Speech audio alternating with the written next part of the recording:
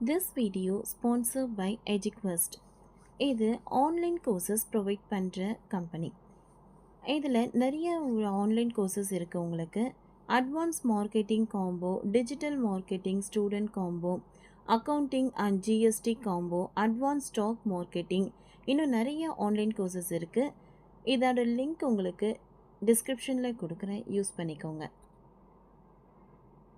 The struggle to find courses that truly speak your language, it's finally over. Welcome to EduQuest, where learning is made just for you. At EduQuest, we bring you a wide range of online courses, from career building programs to skill boosting masterclasses, all in your regional language. Because we believe language should never be a barrier to success. Our courses are tailor made after understanding what today's learners really need. So why wait? Start learning the smarter, simpler way only with EduQuest. Visit eduquest.courses and explore your next course today. And hey, don't miss out on our exciting offers and promotions. மாய வலையை வீசும் சீனா, தடுமாறுவதே வங்கதேசம். கொஞ்சம் miss ஆனாலும் காலி, உற்று நோக்கும் India. சீனா கடந்த பல ஆண்டுகளாகவே பல்வேறு உலக நாடுகளுக்கு கடன் கொடுத்தது தனது மாய வலையை வீழ்த்தி வருகிறது. இப்பொழுது வங்கதேசம் பக்கம் சீனா தனது பார்வையை திருப்பியுள்ளது. ஏற்கனவே பாகிஸ்தானை முழுக்க தன்னை சார்ந்திருக்கும் நிலைக்கு சீனா தள்ளிவிட்ட நிலையில் இப்பொழுது வங்கதேசத்திலும் அதையே முயல்கிறது. அங்கு ஒரு வலுவான அரசியல் தலைமை இல்லாததால் சீனாவுக்கு எளிதாக விழலாம் என்று அஞ்சப்படுகிறது. சீனா கடந்த பல ஆண்டுகளாகவே உலகமெங்கும் உள்ள நாடுகளுக்கு கடன்களை கொடுத்து தனது வலையில் விழ வைத்து வருகிறது. அதை சர்வதேச வல்லுநர்கள் கடன் ராஜதந்திரம் என்றே கூட குறிப்பிடுகிறார்கள். அதாவது ஒரு நாட்டிற்கு கடனை கொடுத்துவிட்டு அதன் மூலம் அந்த நாட்டை லாக் செய்வதே சீனாவின் இந்த பிளான்.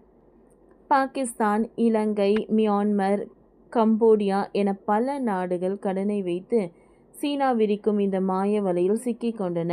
இது தொடங்கி பல நாடுகள் சீனாவில் இந்த வலையில் சிக்கியுள்ளது. இந்த சூழலில்தான் சீனா தனது பார்வையை வங்கதேசம் பக்கம் திருப்பியுள்ளது. இது இந்தியாவுக்கு கவலையை ஏற்படுத்துவதாக இருக்கிறது. முப்படைகளின் தலைமை தளபதி ஜெனரல் அனில் சவுகானாவும் இதை சுட்டிக்காட்டி இருக்கிறார். ஏற்கனவே சீனாவின் இந்த மாய விலை பாகிஸ்தானை காலி செய்து விட்டது. இப்பொழுது பாகிஸ்தான் முழுக்க சீனாவை நம்பியே இருக்கும் சூழல் ஏற்படுத்திவிட்டது. இப்பொழுது பாகிஸ்தானில் 80% அதிகமான இராணுவ தளவாடங்கள் சீனாவிடம் இருந்துதான் போகிறது. ஏற்கனவே ஏகப்பட்ட கடன்கள் இருப்பதால் மற்ற நாடுகள் பாகிஸ்தானுக்கு ஆயுதம் தர முன் வருவதில்லை. ஆனால் சீனா மட்டும் மேலும் கடனில் ஆயுதங்களை கொடுத்து பாகிஸ்தானை முழுமையாக தன்வசப்படுத்த முயல்கிறது. தற்பொழுதுள்ள டேட்டாவை வைத்து பார்த்தால் சீனாவிடம் இருந்து வாங்கிய கடன்களை திருப்பி செலுத்தவே பாகிஸ்தானுக்கு 40 ஆண்டுகள் வரை ஆகும் என்று உலக வங்கி கணித்துவத்துள்ளது. இதனால் பாகிஸ்தான் வேறு வழி இல்லாமல் சீனாவை சேர்ந்தே இருக்க வேண்டிய கட்டாயம் ஏற்பட்டுள்ளது. பாகிஸ்தானுக்கு அடுத்த வங்கதேசத்தை இதில் சிக்க வைத்த சீனா கடந்த ஆண்டு ஆகஸ்ட் மாதம் ஷேக் ஹசீனா கட்சி வளாகத்திற்கு வங்கதேசத்தில் கவிழ்க்கப்பட்டது. இதன் பிறகு அந்நாட்டின் பொருளாதாரம் தடுமாறி வரும் நிலையில் சீனா அங்கு நுழைய முயன்று வருகிறது. ஷேக் ஹசீனா இருந்தவரை அவர் இந்தியா மற்றும் சீனா என இரு நாடுகளையும் சரிவர கையாண்டார். ஆனால் இப்போதிருக்கும் முகமது யூசினிஸ் இடைக்கால அரசு சீனாவை நோக்கி வேகமாக நகர்கிறது என்று சொல்லலாம்.